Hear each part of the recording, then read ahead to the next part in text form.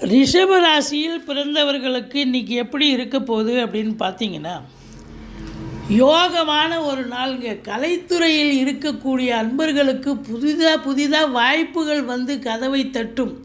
ஏற்கனவே ஒரு சீரியல் பண்ணுறேன், ஒரு படம் பண்ணுறேன்னு சொன்னால் இன்னொரு வாய்ப்பும் தேடி வரும். ஏற்கனவே பண்ண உழைப்புக்கு ஒரு ரெகக்னேஷன் கிடைக்கும். உங்களுடைய அற்புதமான ஒரு நாள்.